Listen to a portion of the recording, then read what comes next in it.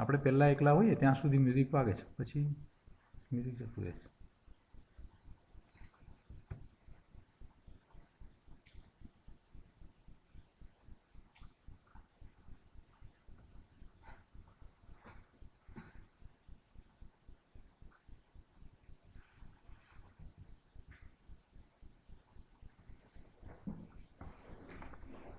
બરાબર દેખાય છે.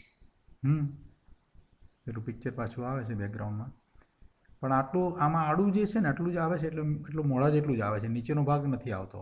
અને પેલું ફોર્મેટ કરીએ 9/4, અરે 9/13નું, તો નીચે શું એવું દેખાય. પણ આ લાંબુ જે છે, આવા બધા લાંબા પેલા સ્ક્રીન ઉપર હવે લાંબુ જ હોય, તો એને એ લોકો હાઈ ડેફિનેશનમાં ગણે છે, એ રીતે ગણે છે. એટલે એ વધારે પ્રિફર છે. આવવા માંડે હવે ચાલુ થઈ ગયા. હવે બધા આવવા માંડે. હા હા, બરાબર. તમે ફૂલ સ્ક્રીન કરો એટલે બરાબર, થોડાક પિક્સેલ્સના કારણે પેલું બરાબર બરાબર આવે.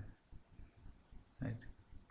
આ મારા ચશ્મામાં શું થાય છે કે મારા જે સ્ક્રીન છે ને જે આનો એનો ગ્લેર આવે, એટલે ચશ્મા કાઢી નાખું તો જ એનો રસ્તો, બીજો કોઈ રસ્તો ચશ્મા કાઢીને નથી કરાય નહીં. એટલે પછી કંઈ નહીં. મને કોઈ પહેલાં કહ્યું મને કે આ કાઢવા માટે કંઈક કરો, મેં કહ્યું ચશ્મા કાઢવું જ થાય. હવે બીજો તો કોઈ રસ્તો નથી. કોન્ટેક્ટ લેન્સ એવું છે. બરાબર. હેલો, જય જિનેન્દ્ર. હા અનિલભાઈ, જય જિનેન્દ્ર પ્રભુ, કેમ છો? આનંદમાં? હા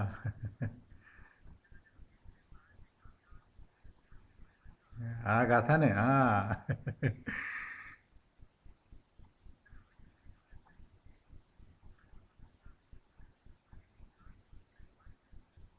એ હા, અને આમે પણ પેલું જે બેઝ છે ને પ્રવચન સારનો ને, એને લીધે થઈને જ આ સમજાય છે, એટલે સમજાય ઘણો ફેર. એ પહેલાં બધું કર્યું, બેનશ્રીબેનના વચનામૃતને બધું કર્યું ને આપણે, એટલે એને લીધે જ આપણને આ સમજાય છે. હા, કરતા કર્મમાં તો કરતા કર્મ અધિકારની વાત તો બરાબર છે. સરસ, સાચી વાત છે. ના ના, કોઈ શંકાનો પ્રશ્ન જ નથી. આજે એ જ વાત લીધી કે ભાઈ શંકા અને આશંકા વચ્ચે આટલો ફેર. આપણને શંકા ન હોવી જોઈએ, આશંકા જ્યાં થાય પણ શંકા તો હોય જ નહીં. સાધકને વળી શંકા કેવી? હા, આશંકામાં બરાબર છે, નિરાકરણ કરવા માટે આશંકા તો બરાબર છે, કે એને લીધે થઈને આશંકા કરે એ પ્રોગ્રેસ કરે, શંકા કરે એ તો પડી જાય. એવું છે બધું.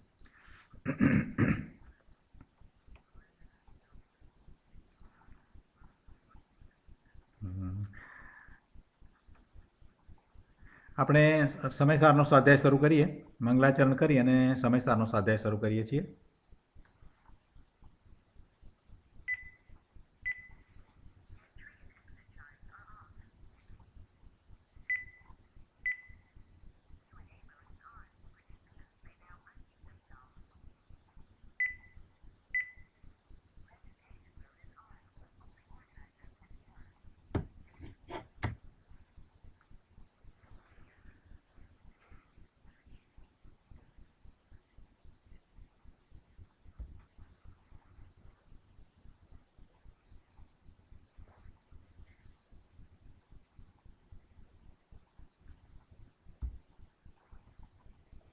નમો લોહી સૌરિયંતામ, નમો લોહી સૌરિદામ, નમો લોહી સૌભાગીર્યામ, નમો લોહી સૌજયામ, નમો લોહી સૌદિવાવતી સાવનમ, ઓમકાર બિંદુ સંયુક્ત નિત્યમ ધ્યાયંતિ યોગિન, કામદમોક્ષમોચી ઓંકારાય નમો નમઃ.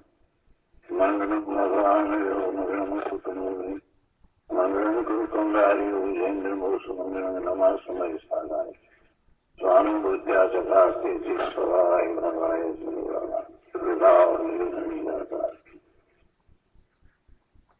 સમયસાર, ભગવાન કુંદકુંદાચાર્ય રચિત સમયસાર તથા ભગવાન અમૃતચંદ્રાચાર્ય રચિત આત્મખ્યાતિ ટીકા અને પૂજ્ય ગુરુદેવના પ્રવચનો એ બધાનો આધાર લઈને આપણે સમયસારનો સ્વાધ્યાય કરી રહ્યા છીએ.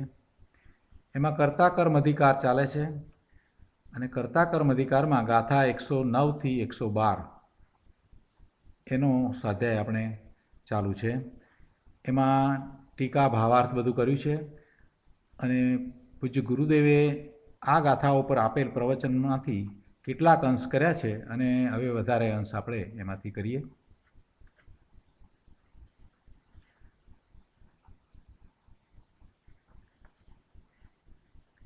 ગુરુદેવે એક વાત કરી કે 13 ગુણસ્થાનને જળ કહેવામાં આવ્યા એ વાત અગાઉ ગાથા 68ની અંદર આવી ગઈ.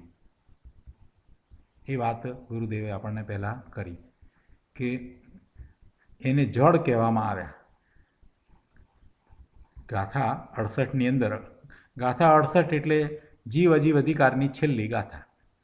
એમાં આ 13 ગુણસ્થાનને ત્યાં જીવથી જુદા ચેતન નહીં, અચેતન જળ કયા.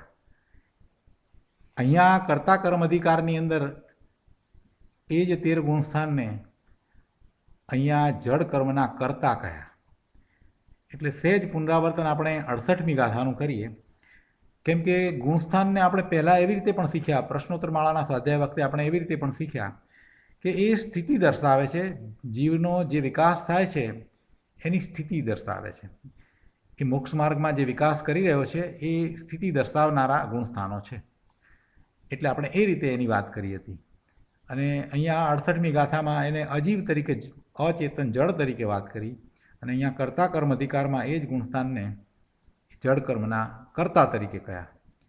એટલે આમાં કોઈ ગૂંચવાડો ન થાય એટલા માટે દરેક જગ્યાએ આપણે સ્પષ્ટતાઓ કરતા રહીએ તો વધારે સારું. આપણે 68મી ગાથામાં જે વાત આવી છે એને આપણે સહેજ જોઈએ. 68મી ગાથાની અંદર એ વાત હતી કે મોહન કર્મના ઉદયથી ગુણસ્થાન જે આવરણવ્યા તે જીવ કેમ બને નિરંતર જે અચેતન ભાખિયા. એ મૂળ ગાથા હતી અને એમાં ટીકાની અંદર એમ કહ્યું કે મિથ્યા દ્રષ્ટિ આદિ ગુણસ્થાનો, એટલે પહેલાં ગુણસ્થાનથી શરૂઆત કરીને મિથ્યા દર્શનની વાત લીધી, એટલે મિથ્યા દ્રષ્ટિ એ પહેલું ગુણસ્થાન. એ મિથ્યા દ્રષ્ટિ આદિ ગુણસ્થાનો પૌદ્ગલિક મોહકર્મની પ્રકૃતિના ઉદયપૂર્વક થતા હોઈને સદાય અચેતન હોવાથી, એટલે જળ છે, અચેતન એટલે કે જળ છે. અને એનું કારણ પણ અહીંયા પણ એ જ દર્શાવ્યું કે પૌદ્ગલિક મોહકર્મની પ્રકૃતિના ઉદયપૂર્વક. અને અહીંયા કર્તા કર્મ અધિકારમાં પણ એમ જ કહ્યું કે એ પૂદ્ગળ એવા જળકર્મ એમાં એ વ્યાપે છે, એટલે પૂદ્ગળ એમાં વ્યાપે છે એટલે એના એ પરિણામ છે. એવી રીતે એમાં પણ વાત કરી. અહીંયા પણ એ જ વાત લીધી હતી કે ગુણસ્થાનો પૌદ્ગલિક મોહકર્મની પ્રકૃતિના ઉદયપૂર્વક થતા હોઈને સદાય અચેતન હોવાથી કારણના જેવા જ કાર્યો હોય છે. એટલે અચેતન મોહની કર્મ છે એની પ્રકૃતિના ઉદયને લીધે આ થાય છે. એટલે આ ગુણસ્થાનો છે એ પણ અચેતન છે. જેવું કારણ એવું કાર્ય, એટલે કારણ અહીંયા અચેતન જળ છે તો આ પણ એવા જ અચેતન જળ છે. એમ કરીને, એટલે સમજીને, એવો નિશ્ચય કરીને પછી જવપૂર્વક જવ થાય તે જવ જ હોય. એટલે જવમાંથી જે થાય છે તે જવપૂર્વક જવ જ થાય, એ જવ થાય. એ ન્યાય પૂદ્ગલ જ છે. એટલે આ 13 ગુણસ્થાન છે પૂદ્ગળ છે એ વાત અહીંયા 68મી ગાથામાં કહી. એ જીવ નથી. અને ગુણસ્થાનોનું સદાય અચેતનપણું તો આગમથી સિદ્ધ થાય છે. ક્યારેય એ ગુણસ્થાન જીવ કહ્યા જ નથી, એ અચેતન છે નિશ્ચયથી, તો એમ જ છે. અને એ ચૈતન્ય સ્વભાવથી વ્યાપ્ત જે આત્મા એનાથી એ તદ્દન ભિન્ન છે, જુદા છે. આત્માનું એમાં કોઈ લક્ષણ આવતું નથી. આત્માનો એવો કોઈ ગુણસ્થાન રૂપે સ્વભાવ નથી. આત્માને ગુણસ્થાન નથી, કેમ કે સિદ્ધ ભગવાનને ગુણસ્થાન નથી. ગુણસ્થાન આપણે એક વખત એમ કહીએ કે ગુણસ્થાન દ્વારા આપણે જાણી શકીએ છીએ કે આપણે કેટલો વિકાસ કર્યો. જીવ જ્યારે મોક્ષ માર્ગનો પુરુષાર્થ કરે છે તો એ ગુણસ્થાન દ્વારા આપણે એટલું જણાવીએ છીએ કે ભાઈ આ ચોથા ગુણસ્થાનની દશામાં છે, આ છઠ્ઠા સાતમા ગુણસ્થાનની દશામાં છે, કે આ 13મા ગુણસ્થાને છે. એ દ્વારા આપણે એ વિકાસને જણાવીએ છીએ. એમ આપણે એ રીતે ભણ્યા. પણ ગુણસ્થાન દ્વારા એ આપણને ખ્યાલ આવે છે, પણ એ કંઈ ખરેખર વસ્તુ નથી. ખરેખર એ કંઈ વસ્તુ નથી. એ તો આપણે એક પ્રકાર નોંધ્યો છે કે આટલી અશુદ્ધતા હજી બાકી રહી છે અને આટલી શુદ્ધતા છે, એનું એક બેરોમીટર છે. એ પારાસીસી તરીકે આપણે લઈએ છીએ કે હવે આટલી અશુદ્ધતા રહી. પહેલે ગુણસ્થાને છે તો અશુદ્ધતા જ છે, ચોથે આવ્યો છે તો એને હવે એક કસાય, પહેલી ચોકડી કસાયની ગઈ છે, અનંતાનુબંધી કસાય ગયો છે. પાંચમે છે તો 2 ચોકડી કસાયની ગઈ છે, અને મુનિ થયા છે તો પછી કસાયની 3 ચોકડી ગઈ છે. એટલે એ દ્વારા આપણે એ માપીએ છીએ, એમ કહીએ તો ચાલે. અને એમ આપણે એનો આપણે પરિપાટીમાં એટલે કે આપણે ગુણસ્થાનમાં કે જીવની કેવી દશા છે એવી રીતે એને જાણવા માટે ઉપયોગ કરીએ છીએ. પણ મૂળ વસ્તુ શું છે? ગુણસ્થાન થયા એમાં મૂળ વસ્તુ શું છે? શુદ્ધિ ને અશુદ્ધિ બંને છે. જો શાંતિથી આપણે વિચાર કરીએ તો શુદ્ધિ ને અશુદ્ધિ આપણે એમ બંને દર્શાવીએ છીએ. પણ ખરેખર તો એ શુદ્ધિ ને અશુદ્ધિ દર્શાવવાવાળી વસ્તુ તો શું છે? વસ્તુ તરીકે તો કંઈ છે જ નહીં. વસ્તુ તરીકે તો કોઈ એબ્સોલ્યુટ વસ્તુ તો છે નહીં, જીવ તો છે નહીં, જીવની કંઈ પર્યાય નથી. એ બતાવે છે શું? અશુદ્ધિને બતાવે છે. ખરેખર તો એમ છે. એટલે પેલા પૂતગળ કર્મનું એ પરિણામ છે એમ એને કહ્યું. એ જડ છે, એ અચેતન છે. એ દ્વારા આપણને દર્શાવવું એ છે કે પૂતગળ કર્મ જે જડ જે કર્મ છે એનો ઉદય આવે છે, એટલે એ ઉદયને કારણે આ થાય છે. એ વાત આપણે કર્તા કર્મ અધિકારમાં લીધી. અહીં આપણે એમ જ કહ્યું કે જેવું કારણ એવા કાર્ય, એટલે જે મોહનીય કર્મ જે જડ છે એના ઉદયને લઈને આ થાય છે, તો એ પણ જડ જ હોય, અચેતન જ હોય. એ જીવના ક્યાંથી હોય? એને જીવને વ્યાપકપણાનો ભાવ હોય જ નહીં. એટલે આ 68મી ગાથામાં એ વાત બરાબર એ રીતે કરી છે. અને પછી તો ત્યાં તો બધું જ લીધું છે કે રાગ દ્વેષ મોહ પ્રત્યય, કર્મ નો કર્મ, વર્ગ વર્ગણા, સ્પર્ધક, અધ્યાત્મ સ્થાન, અનુભાગ સ્થાન, યોગ સ્થાન, બંધ સ્થાન, ઉદય સ્થાન, મારણા સ્થાન, સ્થિતિબંધ સ્થાન, સંકલેશ સ્થાન, વિશુદ્ધિ સ્થાન, સંયમ લબ્ધિ સ્થાન, એ બધાને પૂતગલ કર્મપૂર્વક થતા હોય ને બધાને અચેતન કયા છે. એ પૂતગલ જ છે, એ જીવ નથી. એમ એ વાતને ત્યાં 68મી ગાથામાં આપણે શીખી ગયા છીએ. એ વાત આપણને ખ્યાલ છે.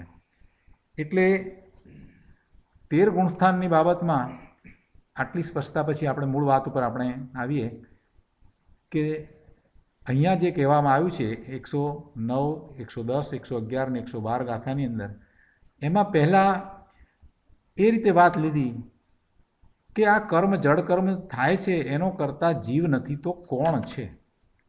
અને કોણ છે એના ઉત્તર રૂપે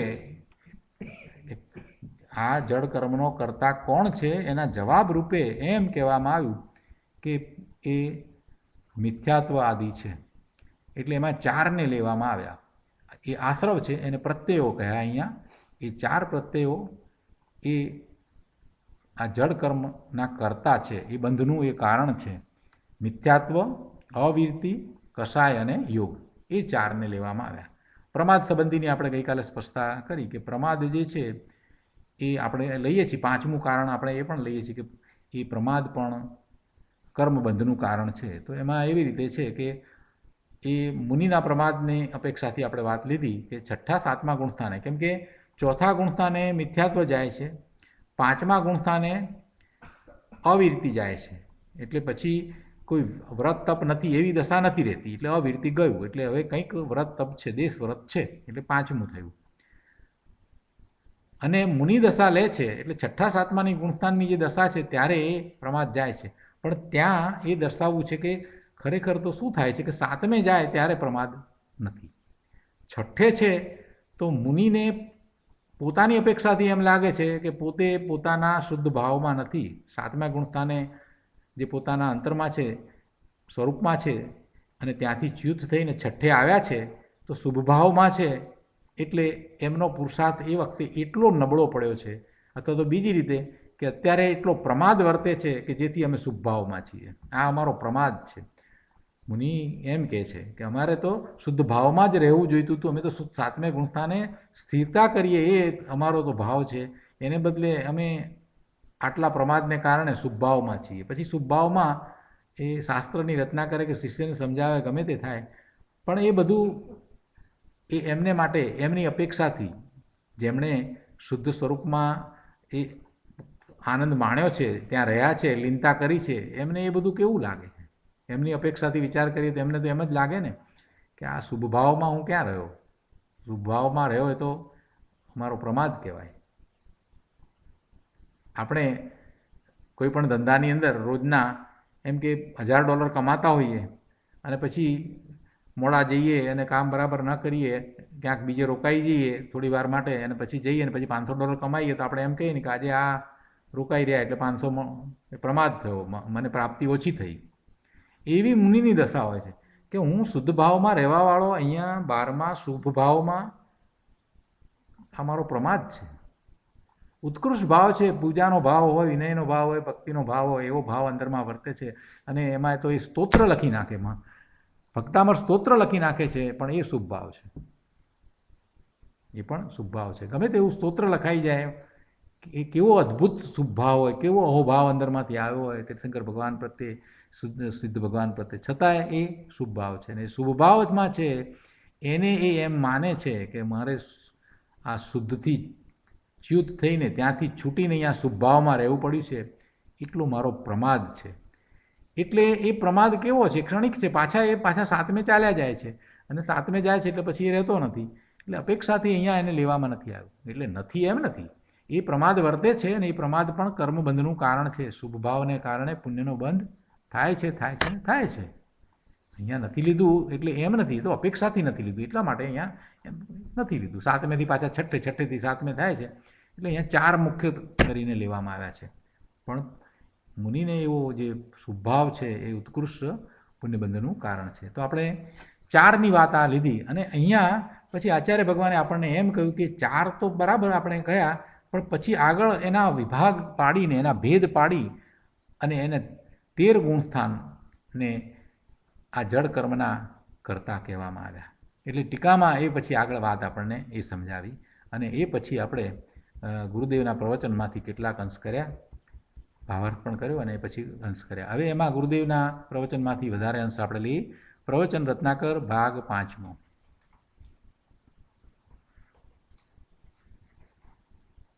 આપણે પાના નંબર 184 ઉપર પહેલેથી જરા લઈએ. પાના નંબર 184. જયસેન આચાર્યની ટીકામાં આવે છે કે હળદર અને ફટકડી બેના મળવાથી લાલ રંગ થાય, એકથી ન થાય. હળદર અને ફટકડી બે મળે તો લાલ રંગ થાય, એકથી ન થાય. બીજી રીતે પુત્ર થાય તો માતા અને પિતા બેથી થાય, પુત્ર એકથી ન થાય. તેમ જે વિકાર થાય છે તે ચૈતન્યની પર્યાયની યોગ્યતાથી થાય છે. જે વિકાર થાય છે એ ચૈતન્યની પર્યાયની યોગ્યતાથી થાય છે. તેમાં પૂતગલ ભેગું છે, એમ કહીને તે પૂતગલ કર્મનું કાર્ય છે એમ બતાવવું છે. ત્યાં એ બે ભેગું થઈને થાય છે એમ કહ્યું જયસેન આચાર્યની ટીકામાં, અને ત્યાં બતાવવું એ છે કે પૂતગલ કર્મનું કાર્ય છે એમ બતાવવું છે. અહીંયા કહે છે કે આ 13 કર્તાઓ પૂતગલ કર્મને કરે તો કરે, જીવને એમાં કાંઈ નથી. જીવ તો શુદ્ધ ચિદાનંદમય ભગવાન છે. એટલે ત્યાં જે બતાવવું છે ત્યાં પણ મૂળ વાત તો એ જ કહેવી છે. અમૃતચંદ્રાચાર્ય ભગવાનને બદલે જયસેન આચાર્યની જે ટીકા છે એની અંદર એમણે બતાવવું તો એ છે કે પૂતગળ કર્મનું કાર્ય છે એમ જ બતાવવું તો છે, પણ ત્યાં એ વાત એ રીતે મૂકી છે એટલે કેટલાકને એમ લાગે કે આ જીવનું કાર્ય છે, ઉપચાર કરી દે કે આ જીવ કર્મ બાંધે છે. એટલે ગુરુદેવે અહીંયાની સ્પષ્ટતા કરી છે કે એમ કહીને તે પૂતગલ કર્મનું કાર્ય છે એમ બતાવવું છે. અને અહીંયા કહે છે કે આ 13 કર્તાઓ પૂતગલ કર્મને કરે તો કરે, એમાં જીવને શું છે? જીવને કાંઈ નથી. જીવ તો શુદ્ધ છે, આનંદમય છે. 68મી ગાથામાં આવી ગયું કે જે જવપૂર્વક જે જવ થાય, આપણે એની વાત કરી એટલે જવપૂર્વક જવ થાય છે. એ રીતે એ ન્યાયે પેલા પૂતગલ મોહની કર્મની પ્રકૃતિ છે એનો ઉદય થતાં થાય છે, એટલે એ જડ છે, તો એ પરિણામ પણ જડ જ છે, એ જીવના નથી, એ જીવ નથી, એ ચેતન નથી. એ વાત આવી. એટલે આ જડ કર્મ જે બંધાય છે એના કર્તા તરીકે એ જડ જ હોય, જીવ તો હોય જ નહીં, ચેતન હોય નહીં. એ સિદ્ધાંતને આપણે અહીંયા લઈએ તો બરાબર બેસે છે કે બરાબર છે. જડના કરતાં એ જડ, કોણ જડ? 13 ગુણસ્થાન. 13 ગુણસ્થાન અચેતન જડ છે.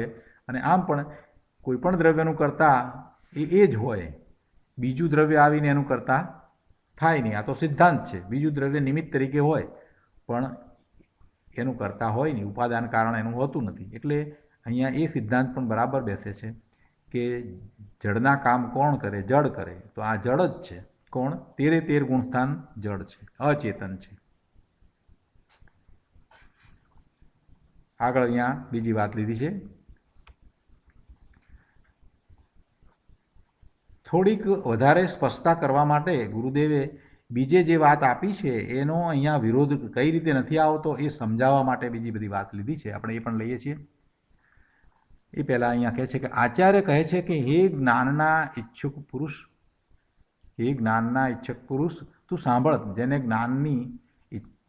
જ્ઞાન પ્રાપ્ત કરવાની તાલાવેલી લાગી છે એવા પુરુષ, પોતાના જ્ઞાન સ્વરૂપ ભગવાન આત્માનું જ્ઞાન જેણે કરવું છે એને સંબોધીને કહે છે કે તું સાંભળ કે એકલા દ્રવ્ય સ્વભાવથી જોતા તું ચૈતન્ય મૂર્તિ જ્ઞાનનો પુંજ, આનંદ રસનો કંદ. તું દ્રવ્ય સ્વભાવથી જોઈએ તો ચૈતન્ય મૂર્તિ છો, જ્ઞાન સ્વરૂપ છો, આનંદ સ્વરૂપ છો, શુદ્ધ જ્ઞાયક પ્રભુ આત્મા છો. એમાં આ મિથ્યાત્વ આદિ 13 ગુણસ્થાનો ક્યાં છે? એટલે કે નથી. બતાવવું એ છે. એ મિથ્યાત્વ આદિ ગુણસ્થાનો ખરેખર આત્મામાં નથી. શુદ્ધ આત્માનું સ્વરૂપ જ્યારે આપણે વિચારતા હોઈએ તો એમાં આ 13 ગુણસ્થાન પણ હોય નહીં.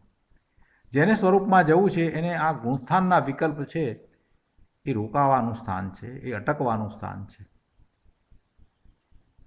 ગુણસ્થાનનો અભ્યાસ કરી અને પછી ગુણસ્થાનના વિકલ્પમાં જો રહ્યો છે તો સ્વરૂપમાં જઈ નહીં શકે. એટલા માટે આચાર્ય ભગવાન એમ કહે છે કે એ ગુણસ્થાન આત્મામાં નથી. તું દ્રવ્ય સ્વભાવથી વિચાર કર, દ્રવ્ય દ્રષ્ટિથી વિચાર કર, પર્યાયની વાતને એક બાજુ મૂકી દે અને તારા જેવું સ્વરૂપ છે એવા સ્વરૂપનો શુદ્ધ નયનો વિષય તું ભગવાન આત્મા જે છે એનો વિચાર કરીશ તો તારામાં જ્ઞાન છે, ગુણસ્થાન નથી. ગુણસ્થાન બિલકુલ નથી. આ વાત બિલકુલ બહુ સરસ રીતે સમજાય એવી છે. ગુણસ્થાન આત્મામાં હોય નહીં. આત્મામાં ગુણસ્થાન હોય તો પછી આત્મામાં એવો ગુણ હોવો જોઈએ કે જેને કારણે ગુણસ્થાન હોય. અને જો ગુણ હોય તો ગુણનો નાશ ન થાય. ગુણ કાયમ રહે તેને ગુણ કહીએ, અને કાયમ રહે તો પછી ગુણસ્થાન પણ કાયમ થયા કરે. સિદ્ધ ભગવાનને ગુણસ્થાન હોતા નથી. પૂર્ણ દશા શુદ્ધ પ્રગટ કર્યા પછીથી ક્યાં ગુણસ્થાન છે?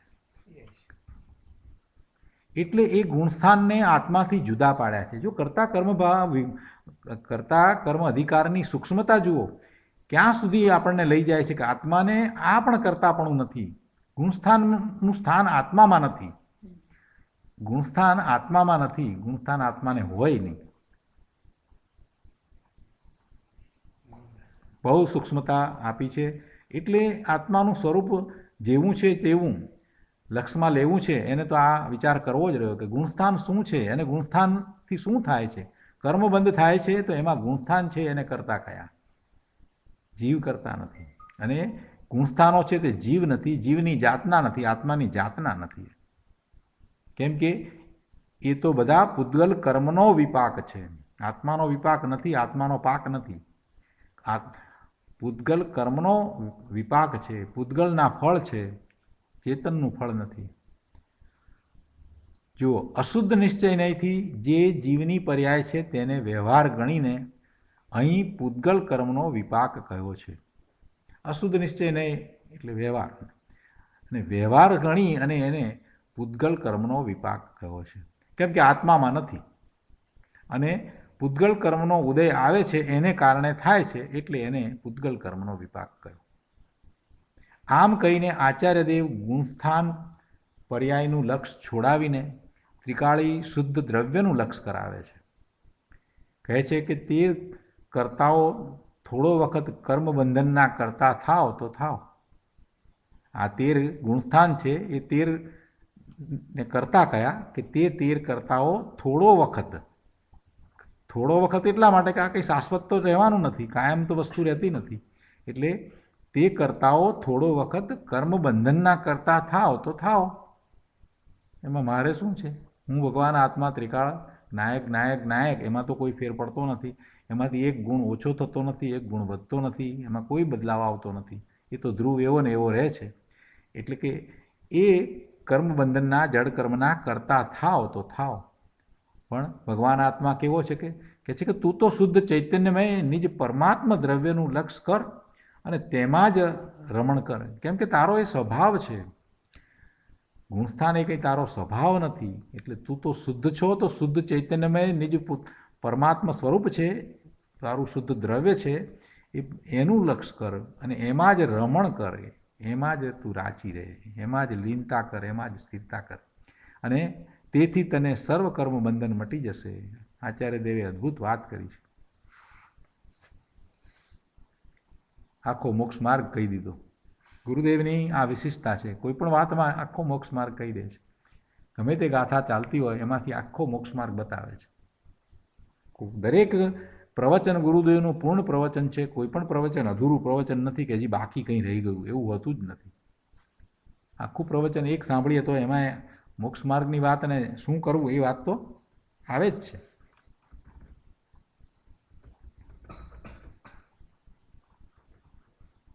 એક બીજી અહીંયા વધારે સ્પષ્ટતા કરી છે, એ પણ આપણે લઈએ. થોડોક વધારે સમય ભલે જાય પણ આ હવે આપણું એ લેવલ આવ્યું છે કે બીજે શાસ્ત્રમાં જે વાત આવી છે એની સાથે આપણે તુલના કરી અને સમજવું, એ હવે લેવલ આવ્યું છે એટલે આપણે એ લઈશું. ગૂંચવાડા નહીં થાય, જરાય ગૂંચવાડા નહીં થાય. જો પ્રવચનસારની અહીંયા વાત લીધી છે કે પ્રવચનસારની 189મી ગાથામાં નિશ્ચયથી રાગ અને પુણ્ય પાપના પરિણામનો કરતા જીવ છે એમ કહ્યું છે. શું કહ્યું છે? રાગ અને પુણ્ય પાપના પરિણામનો કરતા જીવ છે એ પ્રવચનસારની 189મી ગાથામાં કહ્યું છે. ત્યાં તો વિકારી ભાવ જીવની પર્યાયમાં છે એમ બતાવવું છે. દ્રવ્યમાં છે એમ નથી કહ્યું.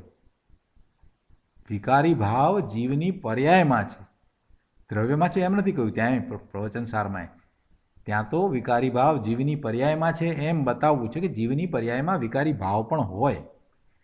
કોઈ આ સમયસાર આદિનો અભ્યાસ કરી અને સ્વચ્છંદે ચડી જાય કે હું તો શુદ્ધ છું, મારું તો સ્વરૂપ શુદ્ધ છે,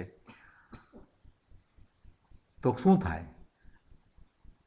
એટલે પર્યાયનું ત્યાં લક્ષ કરાવે છે કે પર્યાયમાં હજી તારે આ છે, તને પર્યાયમાં રાગ પડ્યો છે, તારે પર્યાયમાં શુભ ભાવ પણ છે, તને પર્યાયમાં અશુભ ભાવ પણ થાય છે.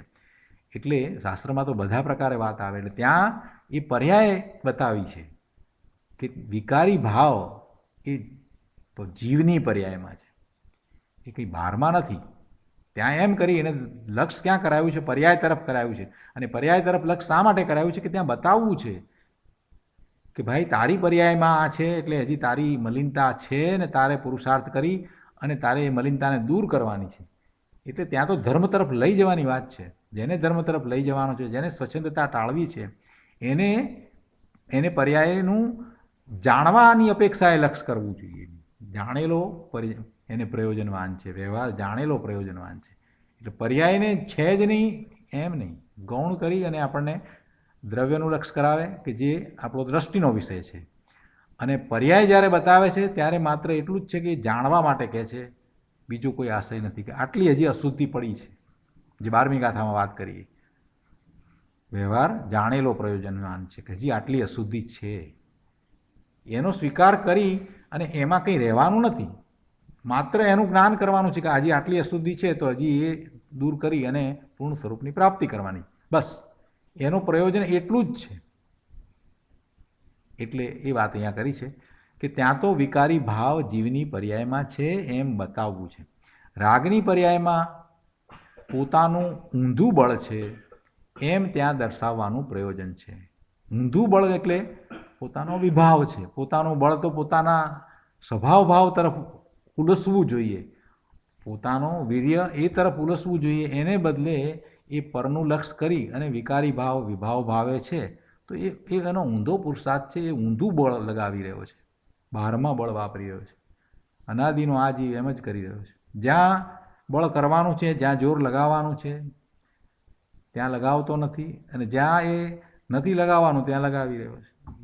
પોતાનું વીર્ય એવું છે, એવું ઉલસે કે એ જેવી એકાગ્રતા કરવા ધારે એવી કરી શકે એવો છે, પણ એવી એકાગ્રતા સ્વરૂપમાં કરવાને બદલે બહારમાં બધે એકાગ્રતાઓ કર્યા કરે છે, અને એમ ઊંધું બળ લગાવે છે. આ કેવી સુંદર વાત કરી છે. રાગની પર્યાયમાં પોતાનું ઊંધું બળ છે એમ ત્યાં દર્શાવવાનું પ્રયોજન છે કે ભાઈ તને વિકારી ભાવ છે તો એ તારી રાગની પર્યાયમાં એ લાગેલું તારું બળ એ ઊંધું છે, એ દર્શાવવાનું પ્રયોજન છે.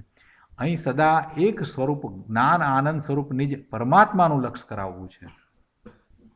અહીંયા પર્યાયનું લક્ષ્ય નથી કરાવવું, અહીંયા તમને આત્મા તરફ હવે લઈ જવા છે. કેમ કે તમે પર્યાયનું લક્ષ્ય પહેલાં કર્યું, તમે નક્કી કર્યું કે હવે મારે સ્વરૂપમાં જવું છે, મારે પુરુષાર્થ કરવો છે, એટલે હવે તમને સ્વરૂપનું લક્ષ્ય કરાવવું છે, એટલે દ્રવ્યનું લક્ષ્ય કરાવવું છે, એટલે જેવું દ્રવ્ય છે એ બતાવવું છે. પર્યાયનું લક્ષ્ય શા માટે કરાવ્યું કે પર્યાયનું લક્ષ્ય કરવાથી ખ્યાલ આવે છે કે આટલું હજી મારે કરવાનું બાકી છે, મારી આટલી મલિનતા છે. સ્વચ્છંદે ચડી ગયો હતો તું, તને જ્ઞાનનો મદ ચડી ગયો હતો, એ જ્ઞાનના મદમાંથી તને નીચે ઉતાર્યો કે ભાઈ હજી તું ધીમો પડ, એ તો તે માત્ર જાણ્યું છે, હજી તારી પર્યાય તો મલિન છે, તને હજી તો શુભાશુભ ભાવ આવે છે, તું સ્વરૂપમાં હજી સ્થિર નથી થયો, સ્વરૂપ તો આવું છે. એમ કરીને ત્યાં તો એટલું જ દર્શાવ્યું કે તારી મલિનતા છે ને તારે પુરુષાર્થની જરૂર છે, એ કર્યું. પણ હવે પુરુષાર્થ જ બતાવવો છે કે હવે પુરુષાર્થ શું કરવો, ત્યારે તો લક્ષ્ય આત્માનું જ કરાવવું હોય તો કેવા આત્માનું કરાવે, તો શુદ્ધ આત્માનું. એટલે અહીંયા એવો શુદ્ધ આત્મા કે જેમાં પર્યાય પણ નથી, એવા શુદ્ધ આત્માનું લક્ષ્ય કરાવવું છે. એટલે એમાં ગુણસ્થાન પણ નથી, એમ કહી દીધું. એમાં ગુણસ્થાન પણ નથી, કેમ કે ભગવાન આત્મા તો અખંડ છે, એક સ્વરૂપ જ્ઞાન આનંદ સ્વરૂપ એવો છે, અને એવા નિજ પરમાત્માનું લક્ષ્ય અહીંયા કરાવવું છે. એટલે અહીંયા વાત કરી કે ગુણસ્થાનથી ભિન્ન જુદો શુદ્ધ ચિદાનંદમય પરમ પારિણામિક ભાવરૂપ આત્મદ્રવ્ય એવું તારું સ્વરૂપ છે, અને એનું તું લક્ષ્ય કર, એવું લક્ષ્ય કરાવવું છે. તેથી કહે છે કે ગુણસ્થાન છે તે પૂતગલ કર્મના વિપાકરૂપ અચેતન છે, જડ છે, અને એવા જડ કર્મના કરતા છે. તેને શુદ્ધ ચૈતન્યમય આત્મા કેવી રીતે કરે, ન કરે, અને તો પછી આત્મા પૂતગલ કર્મને કેવી રીતે કરે, ન કરે.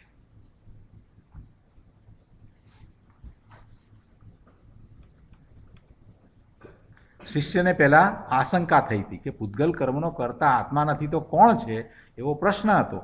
63માં શ્લોકમાં એ વાત આવી, 63માં કળશમાં આવી તો કોણ છે, અને પછી એના ઉત્તર રૂપે આ ગાથાઓમાં વાત કરી કે મિથ્યાત્વ આદિ 4 કહેવામાં આવ્યા, અને પછી એનો વધારે વિસ્તાર કરી અને ભેદ પાડીને 13 ગુણસ્થાનો કે જે પૂતગલ કર્મનો વિપાક છે અને અચેતન છે તેવો જ નવા કર્મ બંધનને કરે છે, એ એના કરતા છે.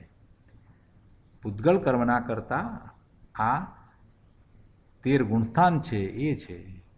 અને વળી આચાર્યદેવ પ્રેરણા કરે છે કે તેઓ થોડો કાળ કર્મને કરે તો ભલે કરે. જો અહીંયા એક વાત કહેવી છે કે એ કરે તો ભલે કરે, એટલે આચાર્ય ભગવાન એમ કેમ કહ્યું હશે? કેમ કે એમને ખાતરી છે કે એ પેલું ટકવાનું નથી, એ કંઈ શાશ્વત કરી શકવાનું નથી. કર્મબંધન જડ કર્મને બાંધવાનું કામ આ જે કરે છે એ એના કારણે 12માં થાય છે, એથી કરીને કંઈ એમ જ થવાનું જ છે એમ છે જ નહીં. પોતે પોતાના સ્વરૂપમાં ઉતરી જાય છે ત્યાર પછીથી એનો ભાવ જે નિમિત્ત થતો હતો એ પણ થવાનું નથી. પછી એની નજીકમાં ક્યાં કર્મ બંધાવાના છે? જડ કર્મ એની સમીપમાં તો બંધાવાના જ નથી. જડ કર્મ કારણે રજકણો બંધાશે, પણ બીજાની સમીપમાં, બીજા જીવની સમીપમાં. જે રાગ દ્વેષના ભાવે પરિણમે છે એના રાગ દ્વેષના ભાવ છે એ નિમિત્ત થશે, એટલે એની સમીપમાં બંધાશે. કારણે રજકણો જગતમાં આટલા છે, એનો સ્વભાવ બંધાવવું છૂટવું છે એ તો થયા જ કરે છે, પણ કોની સમીપમાં થાય છે? જેની સમીપમાં થાય છે એને ત્યાંથી નિમિત્ત કારણ મળે છે. તો કે રાગનો ભાવ હતો એ નિમિત્ત કારણ થયું, છતાં એ જીવ એને બાંધતો નથી, એને કરતો નથી. આ જીવ પોતાના સ્વરૂપનું લક્ષ્ય કરશે એટલે પેલું નિમિત્ત કારણ પણ રહેશે નહીં, એટલે એની સમીપમાં બંધાવાના નથી, એટલે નિમિત્ત કારણ પણ નથી. અંદરમાં ગયો એટલે પેલું નિમિત્ત કારણ રાગદ્વેષનું તો ગયું, રાગદ્વેષનું કારણે નથી. અને ખરેખર તો શું છે કે એની સમીપમાં હવે કર્મ બંધાવા નથી, તો એવી જ દશા થાય. એવો નિમિત્ત નૈમિત્તિક સંબંધ છે કે એને નિમિત્ત પણ મળે નહીં. જ્ઞાની પોતે પોતાના સ્વરૂપમાં સ્થિરતા લીનતા કરે ત્યારે કર્મ કેમ નથી બંધાતા, ત્યાં જડ કર્મ કેમ એમને નથી બંધાતા? તો કે એવો જ નિમિત્ત નૈમિત્તિક સંબંધ છે કે એને રાગદ્વેષનું નિમિત્ત પણ મળતું નથી બંધાવવા માટે, અને જડ કર્મ જે છે કારણ રજકણો એ ત્યાં નથી બંધાતા, તો નથી બંધાતા. બંધાવવું ન બંધાવવું એ જડ કર્મનું કાર્ય છે, એમાં કંઈ આત્મા કંઈ કરે છે એમ નથી. એટલી સ્વતંત્રતા બતાવી છે. કેમ કે એવી સ્વતંત્રતા ન બતાવવામાં આવે તો શું થાય? બીજી રીતે વિચાર કરીએ તો એવી સ્વતંત્રતા ન બતાવવામાં આવે અને જીવને એમ કહીએ કે જીવ છે કર્મને બાંધે છે, તો જ્યાં જ્યાં કર્મ બંધાય ત્યાં જીવ હોવો જોઈએ. જીવ તો પછી ક્યારે પોતાનું કાર્ય કરશે? એટલે જીવને કરતા નથી કહ્યું, એના ભાવ જે છે એને કયા છે. આ અગાઉ ગાથામાં પણ આપણે વાત આવી ગઈ છે. એટલે અહીંયા કહે છે કે વળી આચાર્ય દેવ પ્રેરણા કરે છે કે તેઓ થોડા કાળ કર્મને કરે તો ભલે કરે, તેથી શુદ્ધ જીવને શુદ્ધ આત્માને કાંઈ નથી. મતલબ કે તું શુદ્ધ જીવદ્રવ્યનું લક્ષ્ય કર, તેથી તને વિતરાગ પરિણતિ પ્રગટ થશે અને અલ્પકાળમાં સર્વ કર્મથી મુક્ત થઈ જઈશ. જે પૂર્ણ છે એવો ભગવાન આત્મા, જે ચેતન છે એ ભગવાન આત્મા આવા જડ કર્મનો કરતા કેમ થાય? એ નથી થતો, એ જડ કર્મનો કરતા નથી થતો. અહીંયા આગળ કહે છે કે ભગવાન આત્મા પરિપૂર્ણ ચિદઘન સ્વરૂપ વસ્તુ છે, તે વ્યાપક થઈને ગુણસ્થાનને કરે એમ છે નહીં. વ્યાપે ક્યારે? જીવ વ્યાપે શેમાં? પરદ્રવ્યમાં જીવ વ્યાપે ન વ્યાપે? સ્વદ્રવ્યમાં એનું વ્યાપવું થાય, પરદ્રવ્યમાં વ્યાપવું થાય નહીં. એટલે વ્યાપક થઈને ગુણસ્થાનને કરે એમ છે નહીં. હવે ગુણસ્થાનને કરવા સંબંધીની વાત અહીંયા કરી કે જીવ ગુણસ્થાનને કરે છે. પેલી તો વાત એ હતી કે જડ કર્મને કરવાની વાત હતી, તો અહીંયા આ બીજી વાત આવે છે અહીંયા કે ગુણસ્થાનને પણ જીવ ન કરે એમ, કેમ કે એમાં વ્યાપતો નથી. એટલી ગાથામાંથી જે ગુરુદેવે આખી વાત આપણને આપી છે, ભગવાન આત્મા પરિપૂર્ણ ચિદઘન સ્વરૂપ વસ્તુ છે, પૂર્ણ છે, અને એ પછી પૂર્ણ સ્વરૂપે રહ્યો છે, એ કંઈ પરમાં ક્યાંય વ્યાપવા જતો નથી. એટલે એ વ્યાપક થઈને ગુણસ્થાનને કરે એમ છે નહીં. તો પછી નવા કર્મ જે બંધાય તેને દ્રવ્ય સ્વભાવ કરે એ વાત તો રહેતી જ નથી. જ્યારે ગુણસ્થાનને પણ કરતો નથી તો પછી કર્મને બાંધે એ વાત તો રહી જ નહીં. આ પરથી કોઈ એમ માને કે વિકાર થાય છે તે કર્મને લઈને થાય છે, તો તે બરાબર નથી. આ બીજી વાત છે. જીવને વિકાર કેમ થાય છે? હવે એ વાત સમજાવે છે. કર્મ બંધાય છે એમાં વિકાર છે, એને નિમિત્ત કારણ કહ્યું. તો અહીંયા એમ કહેવું છે કે વિકાર થાય છે તો એ કર્મને લઈને થાય છે ને. એમ કર્મ ઉદયમાં આવે એટલે વિકાર થાય ને જીવને. જો કર્મ ઉદયમાં આવે ને જીવને વિકાર થતો હોય તો કોઈ જીવ સિદ્ધ થાય નહીં. આ તો બહુ મોટી ભૂલ મોટા પંડિતોને હતી. ઘણા વર્ષો પહેલાં જ્યારે ગુરુદેવે આ વાત નહોતી કરી ત્યારે તો બધાને એમ જ હતું કે આ કર્મ છે એટલે બધું થાય છે. કર્મને ભગવાન બનાવીને બેસી ગયા હતા. આ ગુરુદેવ આ વાત લાવ્યા કે ભાઈ કર્મને લઈને નથી થતું, તારી નબળાઈ છે, તારા પુરુષાર્થમાં કંઈક નબળાઈ છે એટલે થાય છે. વિકાર થવામાં કોઈ કર્મ તને વિકાર કરાવતું નથી, એ કંઈક કમ્પેલ કરતું નથી.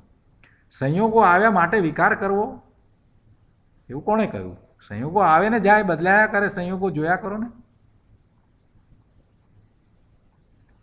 સિનેમાના પડદા ઉપર આપણે જોઈએ છીએ તો આવે છે ને જાય છે, જોઈએ છીએ, પણ આપણે કંઈ કરતા નથી એમાં. એમ આ સંયોગો આવે છે ને જાય છે, એને દ્રષ્ટાભાવે જોવાની ટેવ પાડવી જોઈએ. થાય છે તો થાય છે, એથી કરીને એના મય થઈ જઈએ અને વિકાર કરી દઈએ તો જીવ નિર્માલ્ય થઈ ગયો. એને વિકાર કરવો પડે, કર્મ કરાવે તો નિર્માલ્ય થઈ ગયો. અને બીજી રીતે કહીએ તો જો એના મય થતો હોય તો જીવ પોતે પ્રમાદને કારણે થાય છે, પોતાના ઊંધા પુરુષાર્થને કારણે થાય છે, એટલે વિકાર થાય છે. વિકાર કંઈ કર્મ કરાવે છે? કોઈ કરાવતું નથી. કોણ કરાવે વિકાર? પૂર્વનો ગમે તેવો ઉદય વર્તતો હોય તો શું થઈ ગયું, ભલે ને વર્તે. વર્તમાન તમારો છે, આ વાતને પકડવાની છે. મોટાભાગના જીવને તકલીફ આ જ પડે છે કે પૂર્વનું ફળ શું ચાલી રહ્યું છે અને પોતે શું કરી રહ્યો છે એ બેને મિક્સઅપ એવા કરી દીધા છે કે ગૂંચવાઈ જાય છે. એને એમ છે કે હું કંઈક કરું છું ને એટલે થાય છે. એ બુદ્ધિ જતી નથી. પેલું ઉદયમાં આવ્યું છે તો સંયોગો આવ્યા છે ને સંયોગો આવ્યા છે તો આવ્યા છે. જે થાય છે તે થાય છે, જોયા કર ને. તોય એ તો થવાના છે. તું નહીં જુએ તોય એ થવાના છે, જોયા કરીશ તો પણ થવાના છે, અંદર ઓતપ્રોત થઈ તો પણ એ તો થવાના છે. જે સંયોગો છે તો સંયોગો થવાના જ છે. એટલે એ સંયોગો વિકાર કરાવતા નથી.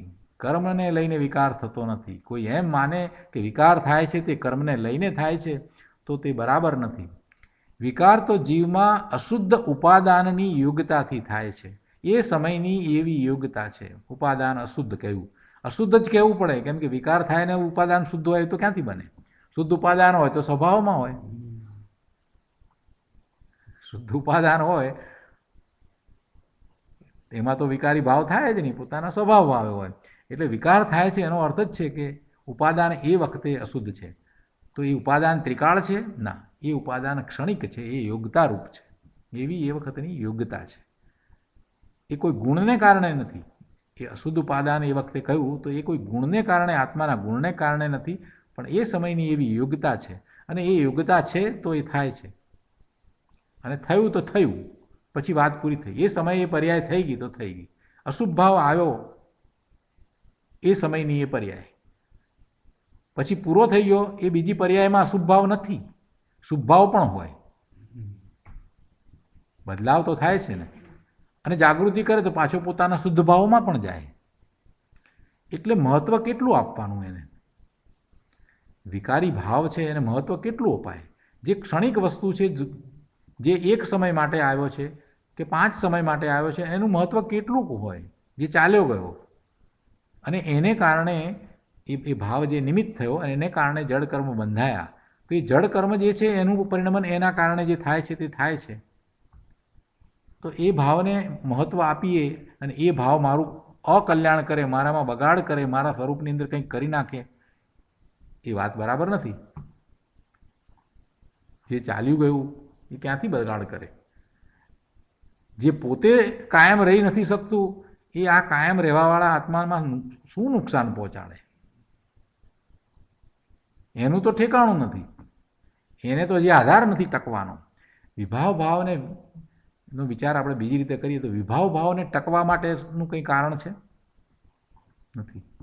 અને સ્વભાવ ભાવને ટકવા માટેનું મોટામાં મોટું કારણ પોતાનું સ્વરૂપ છે, પોતાનો એવા ગુણ છે. એટલે એ તો ટકી રહે. પણ વિભાવ ભાવને કોઈ આધાર નથી. એ આધાર વિનાની વસ્તુ છે, એટલે ટકવાનો તો છે જ નહીં. એટલે આના ઉપરથી આપણને વિશ્વાસ આવે કે ના, ભલે રે અત્યારે વિભાવ થાય છે પણ એમાં મારો પ્રમાદ વર્તે છે. બાકી વિભાવ કંઈ જોર કરીને મને કંઈ પાડી નાખશે એમ તો બનવાનું નથી. હું અટક્યો છું તો મારા પુરુષાર્થની નબળાઈને કારણે અટક્યો છું, બીજાને કારણે નથી અટક્યો. અને એને લીધે થઈને અંદરમાંથી જોર આવે છે અને પુરુષાર્થ ઉપડે છે કે શુદ્ધ સ્વરૂપ છે, ત્રિકાળ રહેવાવાળું શુદ્ધ સ્વરૂપ છે, સિદ્ધ સમાન છું, ભગવાનના જ્ઞાનમાં આવ્યો છું. અને આ વિભાવ ભાવ જે છે એ તો એ સમયની એવી યોગ્યતા છે. એ વખતનું ઉપાદાન અશુદ્ધ કહેવાયું, પણ એ કંઈ ત્રિકાળ અશુદ્ધથી નથી અને મને ક્યાંય નુકસાન નથી. એટલે અંદરમાંથી જોર આવે છે કે આ તો હું તો એવો ને એવો જ છું. આ જે જોર આવે છે આ વીર્ય ઉલસે છે અને એનો પુરુષાર્થ એને સમ્યક દર્શન તરફ લઈ જાય. હું છું ત્રિકાળ શુદ્ધ જ્ઞાયક છું, તો જ્ઞાયક છું, મને કાંઈ નડતું નથી. એ વિભાવ આવ્યા, થઈ ગઈ, વાત પતી ગઈ. એને લીધે થઈને કર્મ બંધાય, વાત બરાબર છે. પણ અત્યારે હજી હું ભગવાન આત્મા છું તો છું, અને સ્વરૂપ તરફ વળી જાય છે.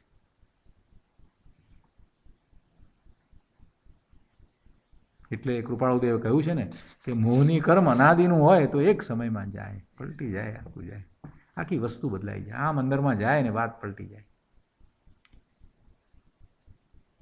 જે શુભભાવની પર્યાય અંદરમાં લઈ જતી વખતે જે હતી, શુભભાવની પર્યાય, જે શુભ વિકલ્પ હતો, હું જ્ઞાયક છું, જ્ઞાયક છું, એ પણ પર્યાય પછી ગઈ. એ પર્યાય પણ નથી. જ્યારે એ પોતે પોતાના સ્વરૂપમાં જાય છે ને અનુભવે છે ત્યારે તો બીજી પર્યાય છે. એ તો પોતાના સ્વરૂપનું જ્ઞાન કરવાવાળી પર્યાય છે. પેલી પર્યાય ક્યાં રહી? એટલે કોઈનું જોર ચાલતું નથી. પોતે બરાબર છે તો બધું બરાબર છે. એટલે બેનશ્રીબેને કહ્યું કે પોતાને લગ્ની લાગવી જોઈએ, અંદરમાંથી જોર ઉપડવું જોઈએ. કહ્યું છે ને, એવા શબ્દો વાપર્યા છે. તો બધું થાય એમ કે તો થાય સમ્યક દર્શન. આવી વાત છે, બહુ સરસ વાત છે. અહીંયા ગુરુદેવે એ વાતને લીધી કે વિકાર તો જીવમાં અશુદ્ધ ઉપાદાનની યોગ્યતાથી થાય છે. શુદ્ધ જીવ દ્રવ્યમાં વિકાર નથી, અને વિકાર ઉત્પન્ન કરે એવી કોઈ એનામાં શક્તિ કે ગુણ નથી. અશુદ્ધ ઉપાદાનની યોગ્યતાથી જીવમાં વિકાર પોતાથી ઉત્પન્ન થાય છે, અને ત્યારે પૂતગલ કર્મનો ઉદય તેમાં નિમિત્ત હોય છે. જો અહીંયા બીજી વાત છે, ગૂંચવાશો નહીં પ્રભુ. પૂતગલ કર્મનો ઉદય છે એનું નિમિત્ત પામીને વિકાર થાય, એટલે નિમિત્ત તરીકે એને કહ્યું. પૂતગલ કર્મનો ઉદય છે, સંયોગો આવ્યા છે, એટલે એ સંયોગો નિમિત્ત કારણ છે. પણ વિકાર થયો એ તો જીવમાં જે થયો એ તો એની પોતાની નબળાઈથી થયો છે. એટલે નિમિત્ત તરીકે પૂતગલ કર્મના ઉદયને લીધો. અહીંયા બીજી વાત એટલે જે એક કર્મ બંધાવાની એના કરતાની વાત કરી હતી ને એના નિમિત્તની વાત કરી હતી, તો અહીંયા સાથે સાથે આ વાત પણ લઈ લીધી, બીજી વાત પણ કરી લીધી કે આત્મામાં પણ શું થાય છે. એ પૂતગલ કર્મનો ઉદય બીજું શું કરે છે, તો કે એ નિમિત્ત થાય છે. શેમાં નિમિત્ત થાય છે? કે જીવને જો એવા રાગ દ્વેષના ભાવ કરવા છે તો નિમિત્ત છે, નથી કરવા તો નથી. નિમિત્ત ધર્માસ્તિકાય વર્તે, બરાબર? સિદ્ધાંત પ્રમાણે ધર્માસ્તિકાય શું કરે છે કે જીવ કે પૂતગલને ગતિ કરવી છે તો કરવા દે છે, અને નથી કરવી તો કમ્પેલ નથી કરતું, ધક્કો નથી મારતું. એવી જ રીતે આ વિકારી ભાવ જીવને કરવા છે તો પછી આ જે કર્મનો ઉદય આવ્યો છે એ એમાં નિમિત્ત. પૂતગલ કર્મનો ઉદય એમાં નિમિત્ત. પણ નથી કરવા તો પછી નિમિત્ત પણ થતો નથી. એને શુદ્ધ ભાવમાં જવું છે તો નિમિત્ત પણ થતો નથી. ગુરુદેવે બહુ સ્પષ્ટતા આ કરી છે. આ સ્પષ્ટતા જે આવી એ તો મોટા પંડિતોને પણ ખબર નહોતી. જીવ પોતે પોતાના એ વખતના એવી યોગ્યતા છે, અને એ વખતે એનો પ્રમાદ છે, એટલે એ પોતે વિકાર કરે છે, કર્મ વિકાર નથી કરાવતો. આ વાત તો બહુ મોટી ચહલપહલ મચાવી દીધી હતી, બહુ મોટી વાત. ઘણા વર્ષો સુધી એ વાત તો ચાલી.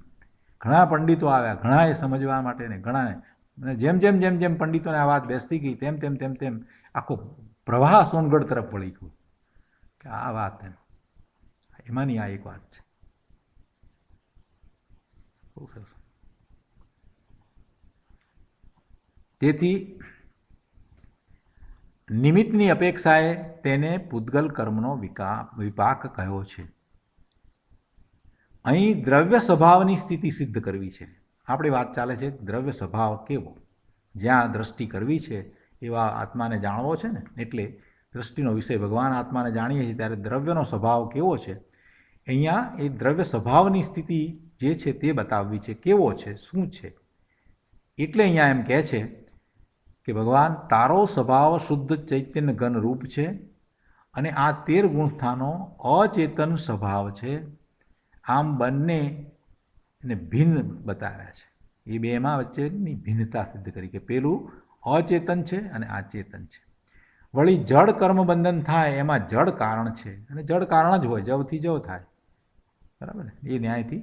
એટલે જડ પૂતગલ કર્મના બંધનમાં એ જડ કારણ છે, પણ ચેતન ભગવાન આત્મા એમાં કારણ નથી. આ 13 ગુણસ્થાન જડ છે, અચેતન છે, અને તેઓ એ જડ પૂતગલ કર્મના કરતા છે.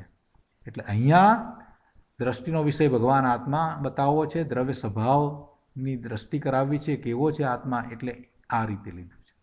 અને સાથે ને સાથે પેલી વાત પણ આપણને સમજાવી, વિકારી ભાવ, એના નિમિત્ત, આ બધું એક સાથે સમજાવ્યું. કેટલું બધું સ્પષ્ટ થાય છે.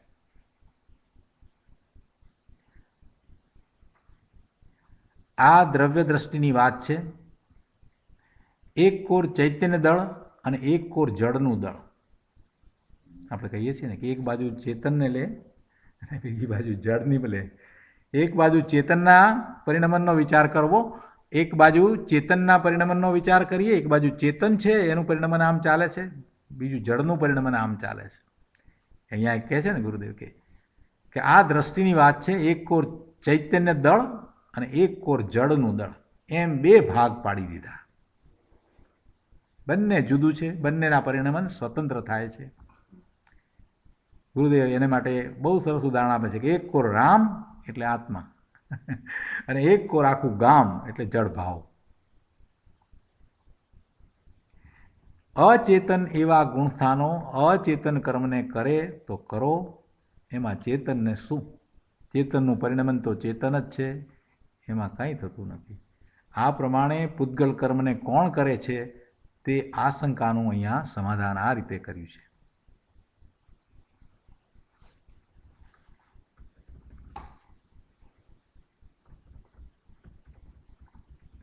હવે એક બીજી વાત છે, બહુ સરસ વાત છે, એ પણ લઈએ આપણે, કે પેલા તર્કની વાત છે કે અહીં આ તર્ક છે કે પૂતગલમય મિથ્યાત્વ આદિને વેદતો ભોગવતો જીવ પોતે જ મિથ્યા દ્રષ્ટિ થઈને પૂતગલ કર્મને કરે છે. આપણે ગઈકાલે આની વાત કરી છે, થોડી વાત થઈ છે, આજે ફરીથી એ વાત લઈએ. આ વાતનું સમાધાન શું વાત છે, પહેલાં વાત સમજીએ પછી સમાધાનનો વિચાર. ગઈકાલે કર્યું છે, જલ્દી બેસી જશે. કે અહીંયા આ તર્ક છે કે પૂતગલમય મિથ્યાત્વને વેદતો ભોગવતો, મિથ્યાત્વને ભોગવતો જીવ પોતે જ મિથ્યા દ્રષ્ટિ થાય અને પૂતગલ કર્મને કરે. જીવ પૂતગલ કર્મને કેમ કરે એમ જે કહેવાવાળા છે એ શું તર્ક કરીને આપણને કહે છે કે જીવ મિથ્યાત્વને કારણે પોતે મિથ્યા દ્રષ્ટિ થાય અને મિથ્યા દ્રષ્ટિ થઈ અને પૂતગલ કર્મને કરે છે. પૂતગલમય મિથ્યાત્વને વેદતો ભોગવે પૂતગલમય મિથ્યાત્વને. એમ હવે મિથ્યાત્વ જે છે એ પૂતગલમય હોય તો એને જીવ એમાં ભાવ પ્રમાણે તો ભોગવી શકે નહીં. એટલે એ મિથ્યા દ્રષ્ટિ થઈ અને પછી એ પૂતગલને કરે એ વાત બેસતી નથી. એટલે જીવનું એ કાર્ય નથી. સમજાયું છે અહીંયા કે આ તર્ક ખરેખર અવિવેક છે, કારણ કે ભાવ્ય ભાવક ભાવનો અભાવ છે. કોની વચ્ચે ભાવ્ય ભાવક ભાવનો અભાવ છે? કોની વચ્ચે ભાવ્ય ભાવક ભાવનો અભાવ કહેવો એને? મિથ્યાત્વ અને જીવ. મિથ્યાત્વ છે એની અંદર જીવ ભાવ્ય ભાવક ભાવપણે થઈને ભોગવતો નથી. તર્ક કર્યો ને કે મિથ્યાત્વને વેદતો ભોગવતો જીવ નથી ભોગવતો. એ ભોગવી શકે નહીં. ભાવ્ય ભાવક ભાવનો અભાવ છે એટલે એ ભોગવી શકે નહીં. એટલે આ તર્ક જે છે એવો તર્ક જે કર્યો એ તો અવિવેક છે, કારણ કે ભાવ્ય ભાવક ભાવનો અભાવ હોવાથી આત્મા નિશ્ચયથી પૂતગલ દ્રવ્યમય મિથ્યાત્વ આદિનો ભોગતા પણ નથી, એને ભોગવતો નથી. તો પછી પૂતગલ કર્મનો કરતા કેમ હોય? એટલે કે ન જ હોય. શાસ્ત્રમાં જ્યાં જ્યાં વાત આવી છે તે બધાની સાથે ને સાથે સ્પષ્ટતા કરી છે. દ્રષ્ટિનો વિષય બતાવતી વખતે એમ નથી કે ચાલો ત્યાં વાત પેલી બરાબર છે, અહીંયા આનાથી વિરોધાભાસ આવે છે, એવું નથી. એ વાત જે છે તે પણ રહે છે અને આ વાત પણ રહે છે. કેટલું સુસંગત બધું મેળ કર્યો છે. ગુરુદેવ સિવાય આવી વાત કોણ સમજાવે?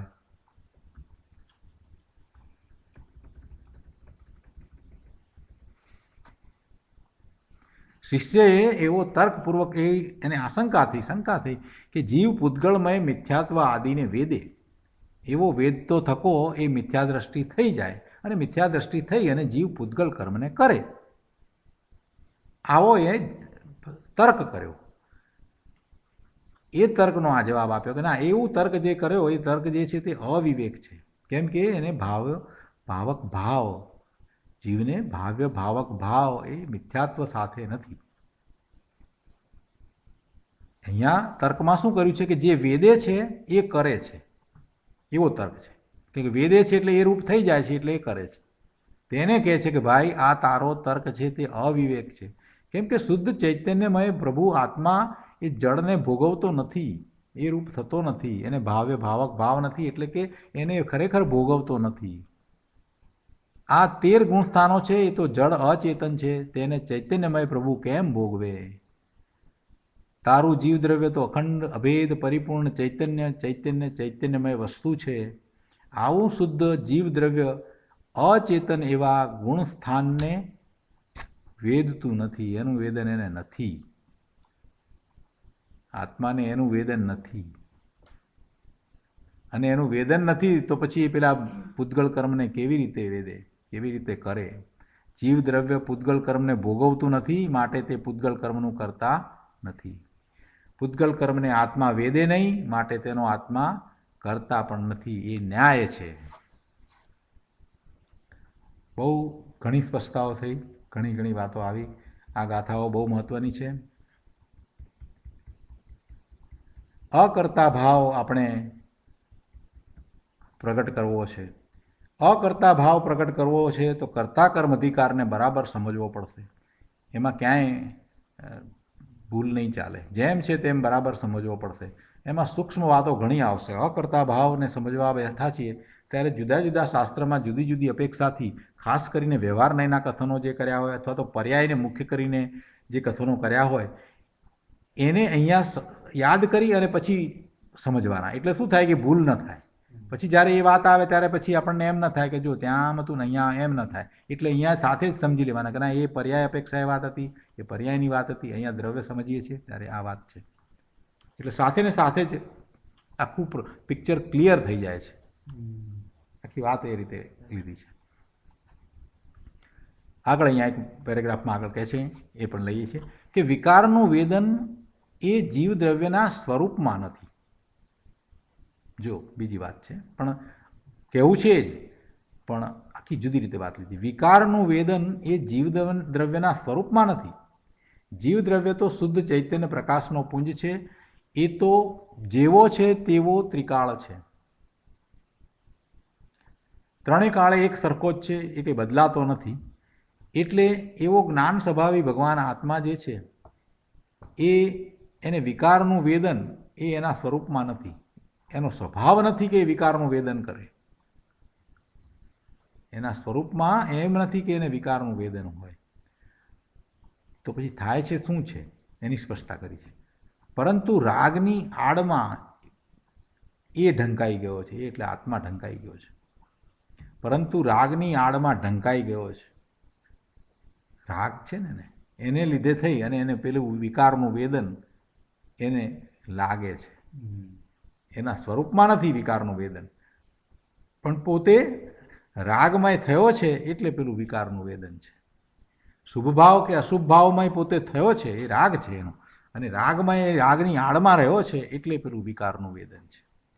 તે વિકારની અવસ્થાને અહીં અચેતન કહીને તેનાથી ભિન્ન શુદ્ધ દ્રવ્યની દ્રષ્ટિ કરાવી છે.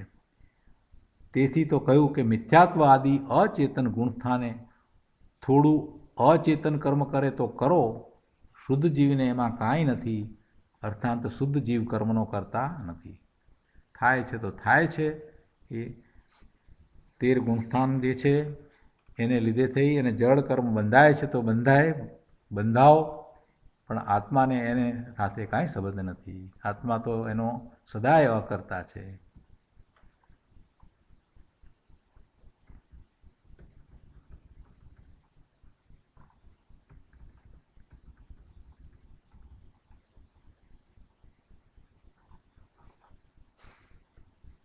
હવે આપણે એક બીજું લઈએ, બહુ સરસ વસ્તુ છે, આપણે એને લઈએ. અહીંયા પાના નંબર 187 ઉપર છેલ્લો પેરેગ્રાફ.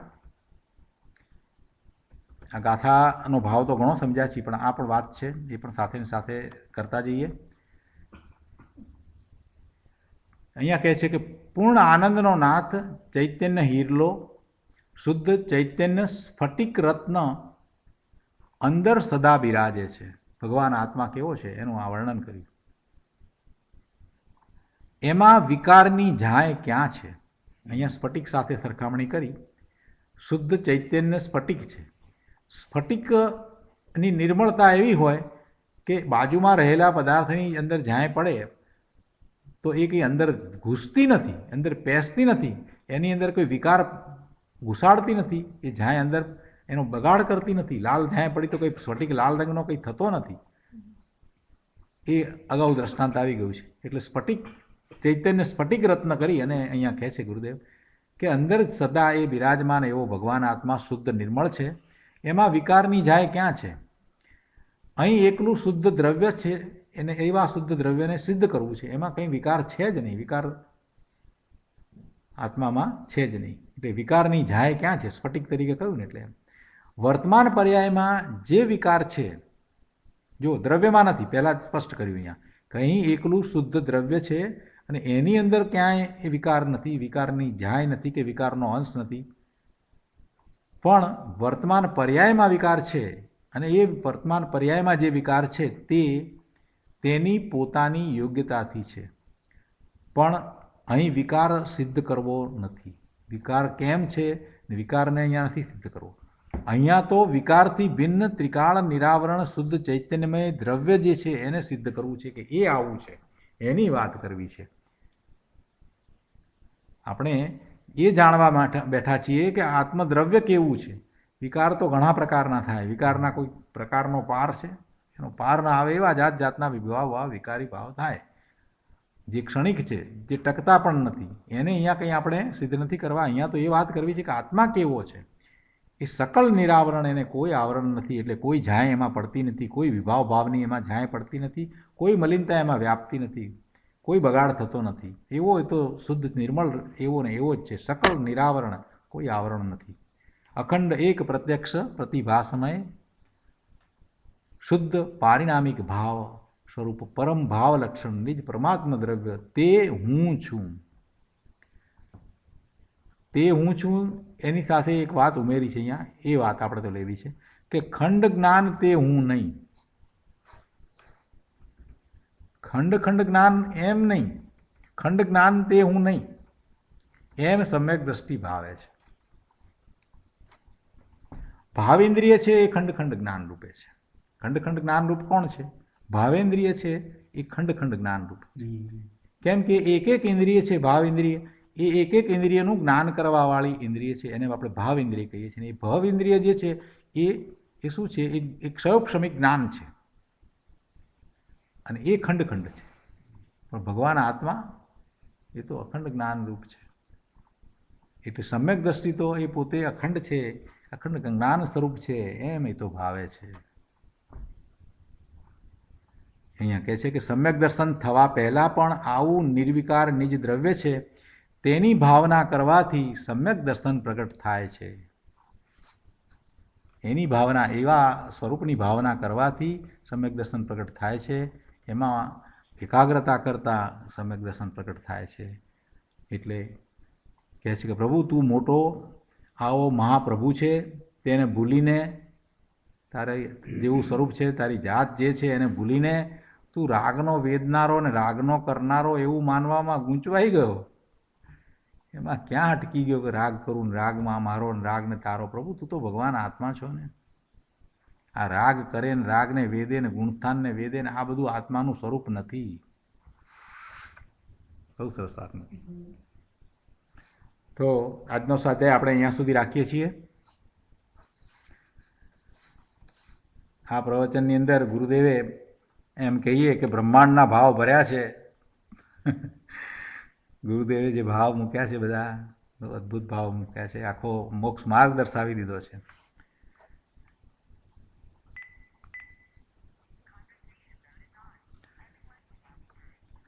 હવે પ્રભુ આપના પ્રતિભાવ અથવા પ્રશ્ન હોય તો આપણે લઈએ.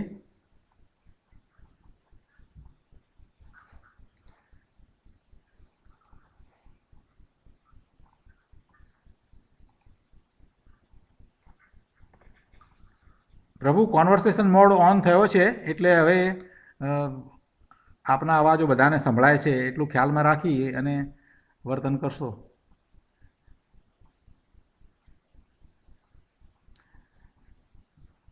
પ્રશ્ન અથવા પ્રતિભાવ ન હોય તો પછી સુખધામ બોલી અને સ્વાધ્યાય પૂરો કરીએ. ફરી આજે સ્વાધ્યાય પૂરો કરતાં પહેલાં એક વાત મહત્ત્વની યાદ અપાવું કે આજે પણ બધાએ સવારથી ઉઠ્યા ત્યારથી સાંજ સુધીમાં પોતે પોતાના સ્વભાવ ભાવથી ચ્યુત થઈ અને જે વિભાવ ભાવે પરિણમન કર્યા છે એ સંબંધીનું પ્રતિક્રમણ કરવાનું છે. અને એ પ્રતિક્રમણ કરીને હું ભગવાન આત્મા જ્ઞાયક છું એવા ભાવ સાથે જ સૂઈ જવાનું છે. એટલે પ્રતિક્રમણની 5 મિનિટ ચૂકશો નહીં કોઈ. આ સ્વાધ્યાય પૂરો થાય, સુવા જાઓ એ પહેલાં જે વિભાવ કર્યા એનું પ્રતિક્રમણ કરવાનું. એ વિભાવ મારા નહીં, એ વિભાવથી જુદો હું ભગવાન આત્મા જ્ઞાયક ત્રિકાળ શુદ્ધ છું. અને એ વિભાવ માટે એ વિભાવ જે કર્યા એને માટે થઈ અને ક્ષમા માગવાની છે. કરી આ વિભાવ કરી અને મેં મારા શુદ્ધ સ્વભાવ ભાવના મરણ કર્યા, ઘાત કર્યો, એને માટે આપણે પોતે જ ક્ષમા માગવાની છે.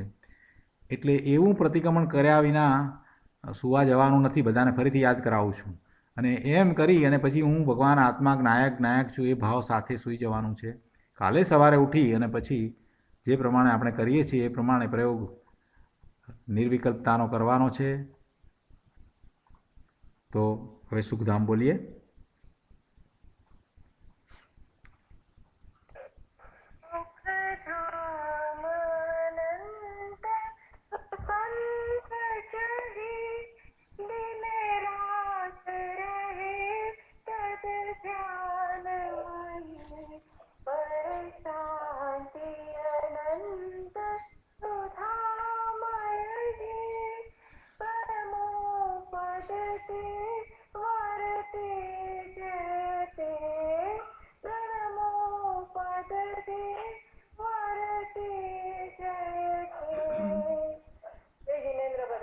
જય જિનેન્દ્ર પ્રભુ. જય જિનેન્દ્ર. જય જિનેન્દ્ર બધાને. જય જિનેન્દ્ર.